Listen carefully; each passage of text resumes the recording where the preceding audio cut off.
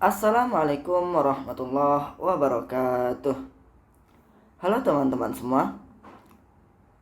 Pada kesempatan kali ini kami akan mempresentasikan video dengan materi yang berjudul Anatomi dan Fisiologi Sistem Muskuloskeletal.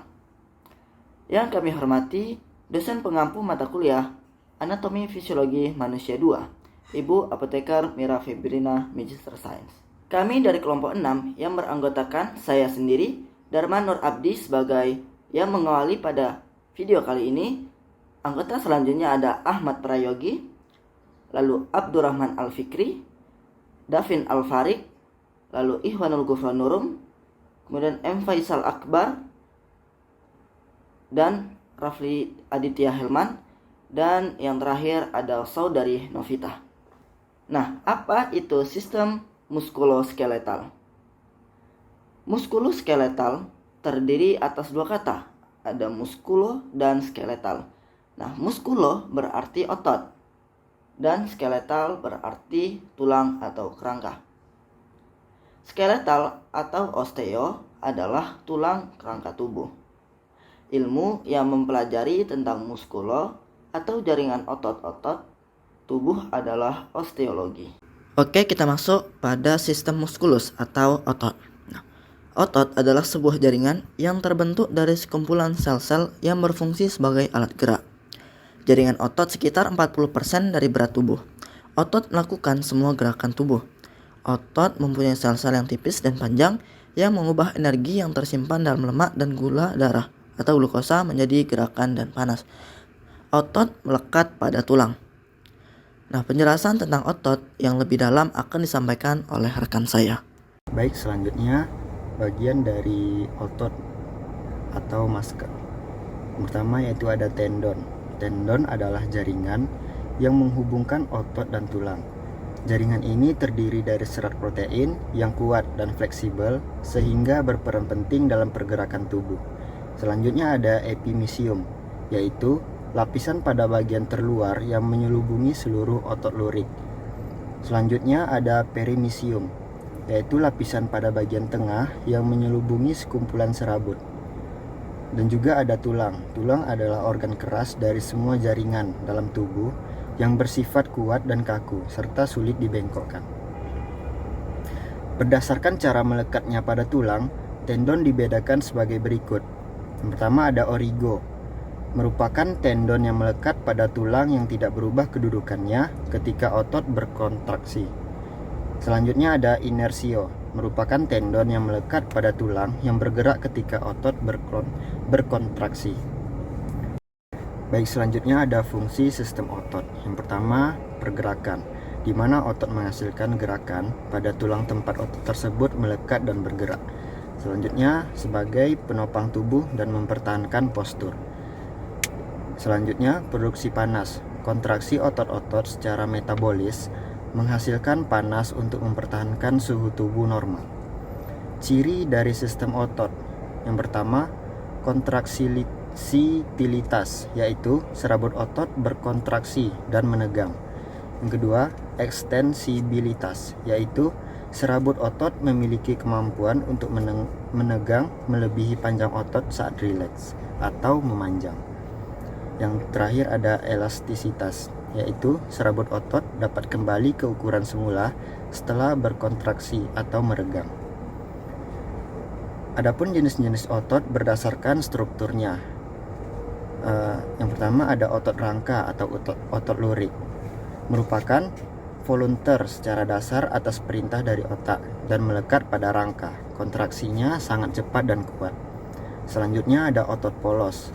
Otot polos merupakan otot tidak berlurik dan involunteer atau bekerja secara tak sadar. Kontraksinya kuat dan lamban. Yang terakhir ada otot jantung. Otot jantung juga otot serat lintang involunteer, mempunyai struktur yang sama dengan otot lurik. Baik, selanjutnya adalah otot berdasarkan gerakannya. Yang pertama ada otot antagonis, yaitu hubungan antar otot yang cara kerjanya bertolak belakang atau tidak searah. Contohnya adalah ekstensor atau meluruskan, kemudian ada fleksor atau membengkokkan, kemudian depresor atau gerakan ke bawah, dan elevator atau gerakan ke atas.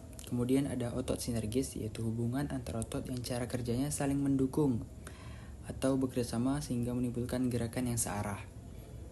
Selanjutnya berdasarkan letaknya ada otot polos, otot jantung, dan otot rangka.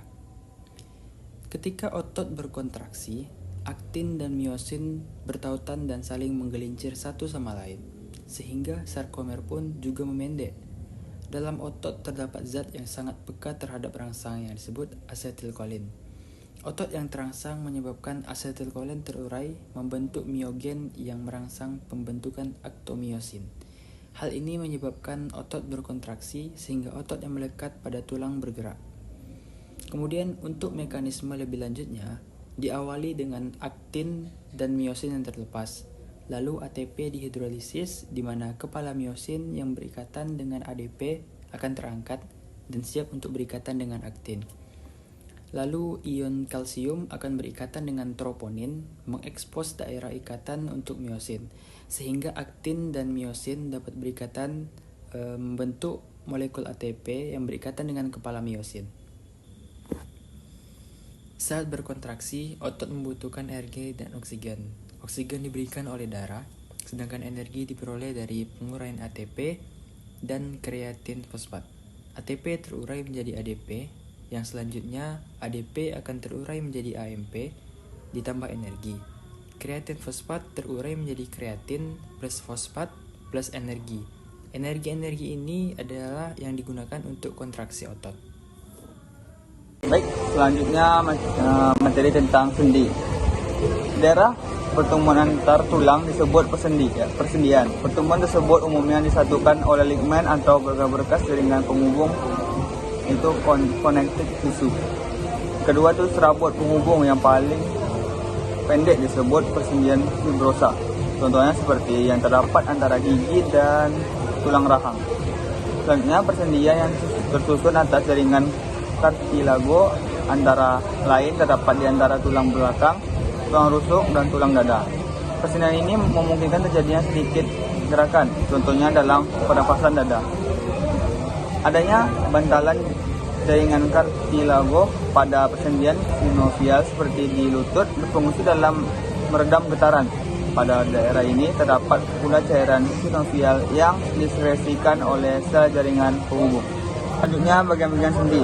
Yang pertama itu ligmen, yaitu penghubung tulang dengan tulang. Yang kedua periosteum, yaitu selaput luar dan tulang yang tipis dan banyak pembuluh darah dijumpai di dalamnya. Yang ketiga membran sinoval, jaringan ikat yang berfungsi menghasilkan cairan sinoval yang berfungsi meminyaki sendi. Keempat cartilago atau tulang rawan, dijumpai pada sendi di antara dua tulang, tidak mengandung pembuluh darah tetapi diselubungi membran yaitu perikardium.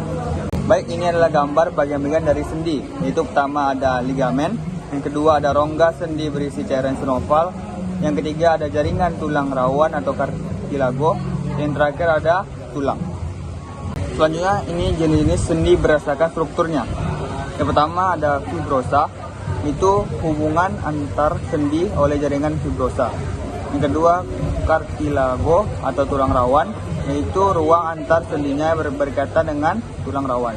Selanjutnya ada sinovial joint atau adanya ruang sendi dan ligamen untuk mempertahankan persendian. Umumnya terdapat 3 macam persendian, yaitu ada sendi mati atau synarthrosis. Yang kedua ada sendi kaku atau amphiotrosis.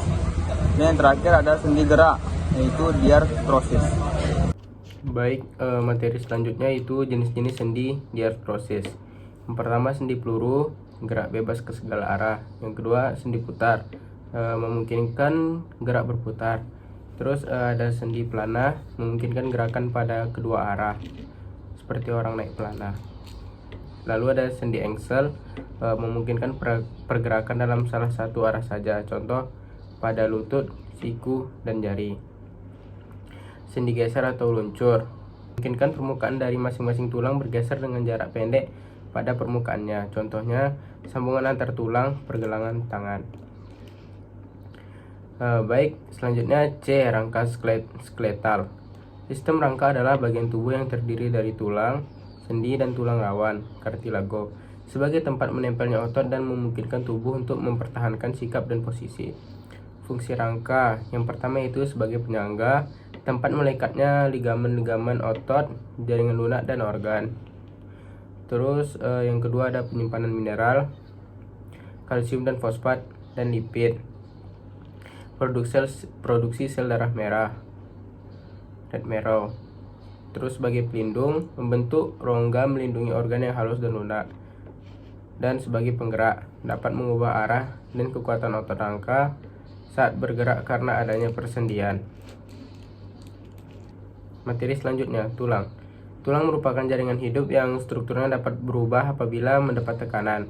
Seperti jaringan ikat lain, tulang terdiri dari sel-sel serabut dan matriks.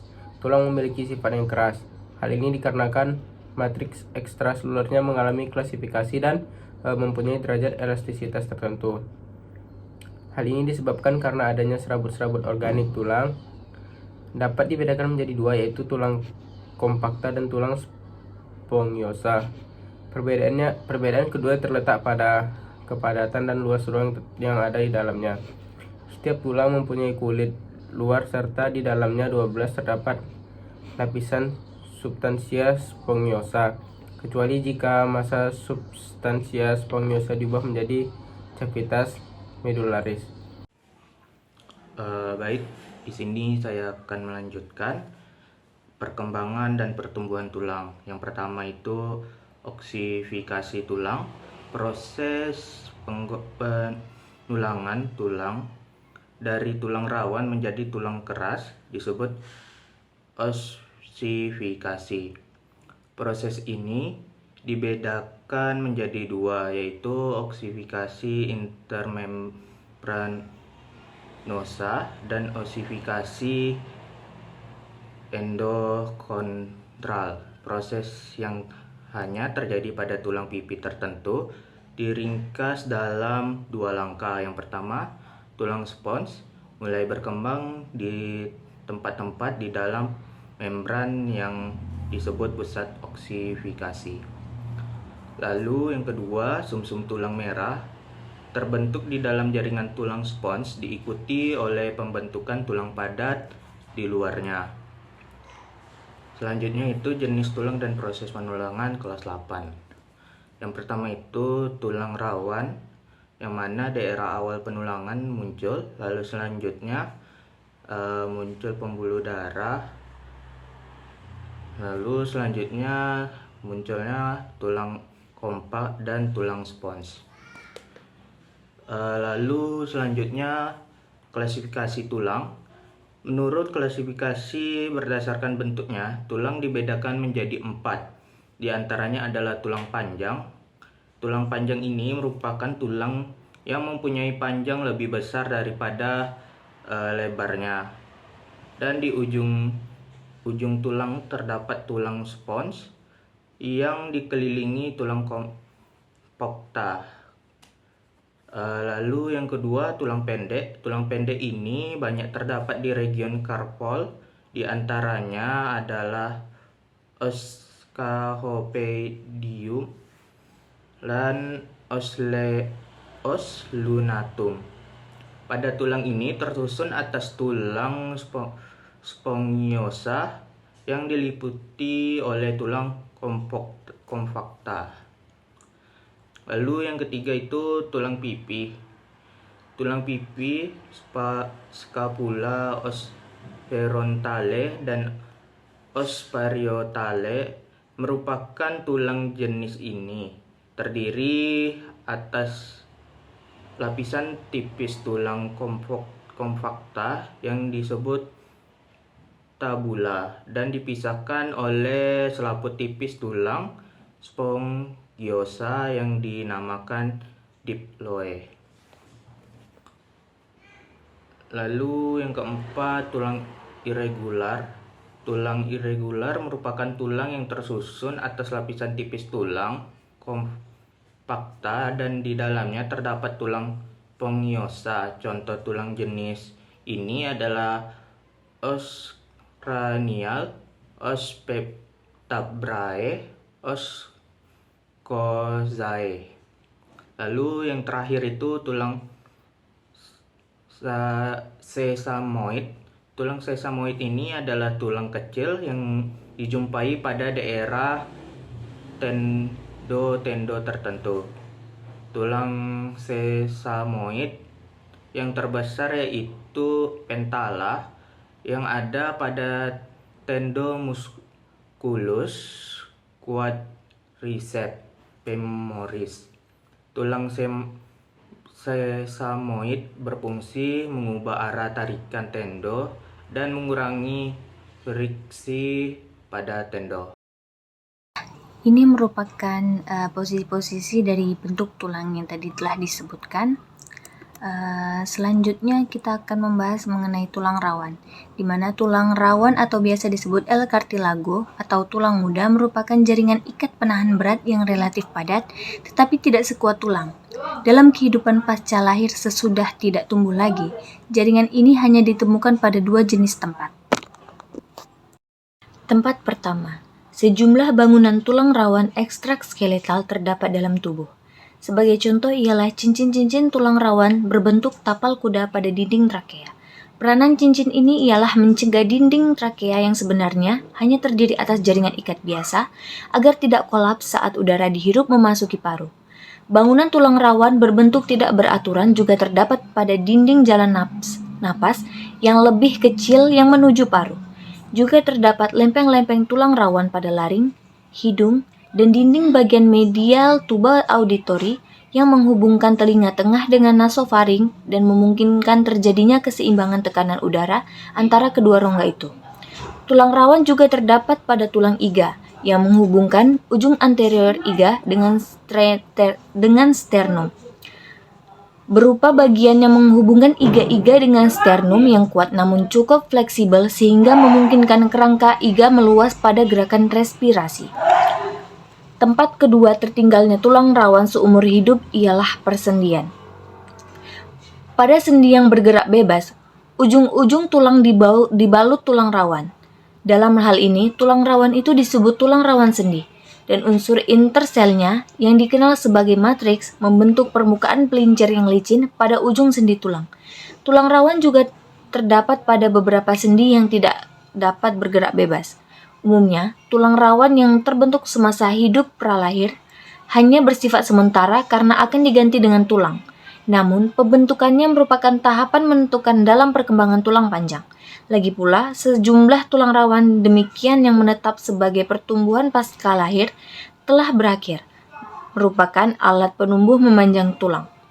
Tulang rawan biasa disebut sebagai tulang rawan hialin atau yun hyalos karena matriksnya tampak putih kebiruan mirip mutiara dan agak tembus cahaya dalam keadaan segar.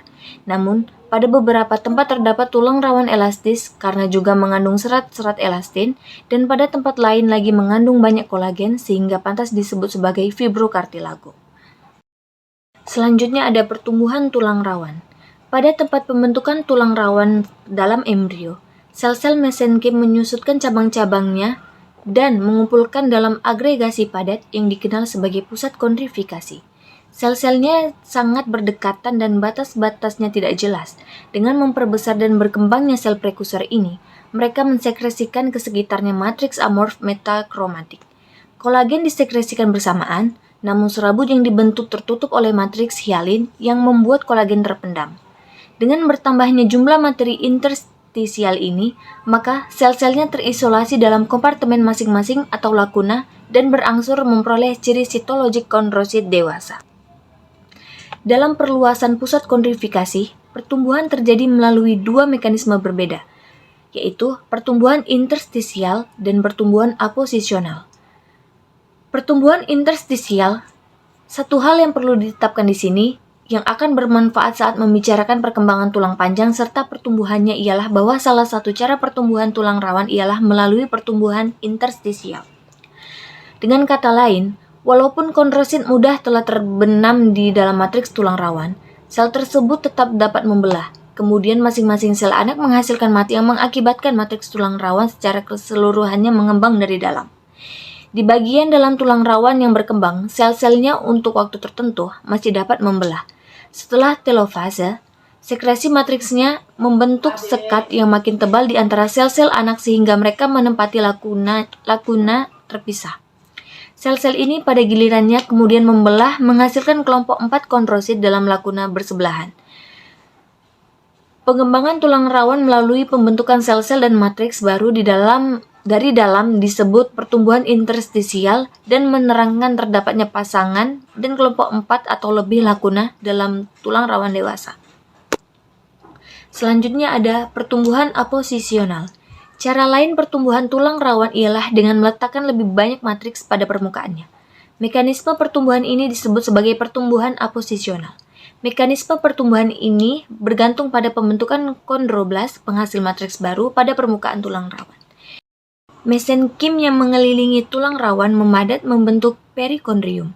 Sel-sel pada aspek dalamnya disebut sebagai lapis kondrogeniknya, berproliferasi, berkembang menjadi kondrosit dan menghasilkan matriks di sekitarnya sehingga terkurung di dalam tulang rawan. Penambahan sel dan matriks baru pada permukaan ini disebut sebagai aposisional. Kesanggupan pisikondrium membentuk tulang rawan berlanjut sampai ke pasca lahir dan membantu pertumbuhan diameter model tulang rawan dari tulang panjang. Selanjutnya ada histologi tulang. Tulang dewasa yang sedang berkembang mempunyai 4 jenis sel yaitu sel osteoprogenitor, osteoblast, osteosit, dan osteoklas. Sel osteoprogenitor merupakan sel induk pluripoten yang berasal dari jaringan ikat mesekin. Sel-sel ini terletak di lapisan dalam jaringan ikat periosteum. Fungsi utama periosteum dan endosteum adalah nutrisi tulang dan memberikan suplai bagi osteoblast untuk pertumbuhan, remodeling, dan perbaikan tulang. Osteoblast berada di permukaan tulang. Fungsi osteoblast adalah menyintesis, menyekresi, dan mengendapkan osteoid atau osteodium, komponen organik matriks tulang baru. Selanjutnya ada osteosit. Osteosit merupakan bentuk matang dari osteoblast dan sel tulang utama. Sel ini juga lebih kecil dibanding osteoblast. Selanjutnya, osteoklas. Osteoklas ada sel tulang yang berperan dalam pemecahan jaringan tulang. Sedangkan osteoblast adalah sel tulang yang berperan dalam pembentukan tulang. Sebagai jaringan ikat khusus, tulang terutama terdiri dari serat kolagen tipe 1 dan garam anorganik. Kolagen tipe 1 adalah matriks non-klasifikasi yang dirancang untuk menahan ketegangan yang dialami oleh fungsi tulang yang menahan beban. Ini terbentuk dari osteoblast, komponen seluler tulang utama. Osteoblast berfungsi dalam produksi, transportasi, dan pengaturan matriks osteoid. Selain itu, mereka memulai dan mengatur mineralisasi matriks dan mengontrol aktivitas sel tulang di sekitarnya.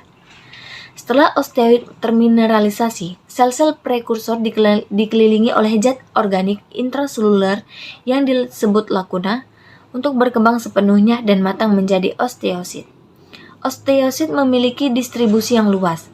Proses selnya sangat penting untuk memungkinkan jaringan tulang menjadi responsif terhadap kendala mekanis dan metabolik organisme. Secara histologis, mereka memiliki proses sitoplasma yang panjang dan halus serta inti kecil. Tidak terlalu terlihat di setiap bidang potongan. Jumlah, ukuran, bentuk, dan posisinya bervariasi menurut jenis tulang. Faktanya, pada tulang anyaman, jumlahnya banyak, besar, dan tidak teratur. Sedangkan pada tulang pipih, jumlahnya lebih sedikit, lebih kecil, berbentuk gelendong, dan secara arsitektual teratur. Baiklah, selanjutnya saya akan menjelaskan gambar dari histologi tulang. Yang pertama, tulang dewasa yang sedang berkembang mempunyai 4 jenis sel, yaitu sel osteoprogenitor, osteoblast, osteosit, dan osteoklas. Yang pertama ada sel osteoprogenitor, merupakan sel induk pluripoten yang berasal dari jaringan ikat mesekin. Sel ini terletak di lapisan dalam jaringan ikat periosteum. Fungsi utama periosteum dan endosteum adalah nutrisi tulang dan memberikan suplai bagi osteoblast untuk pertumbuhan, remodeling, dan perbaikan tulang. Yang kedua ada osteoblast, berada di permukaan tulang.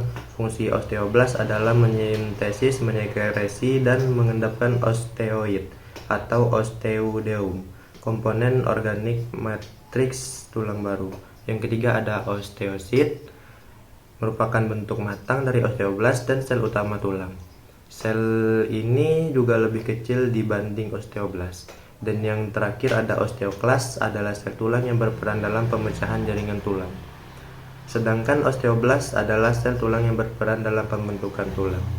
Baiklah, selanjutnya suplai darah dan persyarafan. Yang pertama, suplai darah. 1. Tulang-tulang panjang. Yang pertama ada arteri nutrisia, arteri tunggal yang berbelok-belok masuk foramen nutrisia oblik ke atas atau ke bawah, menuju ke arah yang berlawanan untuk pertumbuhan tulang. Satu arteri disertai dengan 1-2 buah vena selama dalam korteks arteri memberikan cabang-cabang menuju kanalis Havers.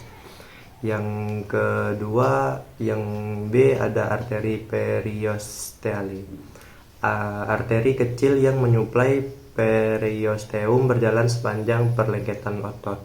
Yang C ada arteri metaphyseale, rangkaian yang membentuk anastomosis di sekeliling sendi yang disebut circulus vasculosus. Cabangnya untuk melalui foramina vascularis, tempat keluarnya vena-vena epiphyse. 2. Tulang-tulang gepeng. Arteri epiphyseale, sebuah arteri nutrisi tunggal dan bercabang-cabang. Sejumlah cabang menyuplai substansia spongeosa dalam substansis compacta tulang. Yang ketiga, tulang-tulang iga. Arteri nutrisia memasuki tulang distalis dan tuberculum costa dan membagi diri menjadi cabang-cabang anterior longus dan posterior brevis yang menyuplai seluruh bagian tulang iga. Yang keempat, tulang-tulang vertebrae. Terdapat 2 arteri besar memasuki permukaan posterior corpus vertebrae. Arcus neuralis disuplai oleh pembuluh darah yang memasuki processus transversus, bercabang menuju processus spinosus foramina ke vena vertebralis pada permukaan posterior corpus vertebra. Dan ini ada gambar tulang panjang yang terdiri dari epiphysis, diaphysis, dan epiphysis. Di epiphysis terdapat articular cartilage, epiphyseal spongibone, dan di diaphysis terdapat medullary cavity, nutrient foramen, endosteum, dan periosteum. Di bagian epiphysis bawah ada articular cartilage. Dan dari saya, terima kasih.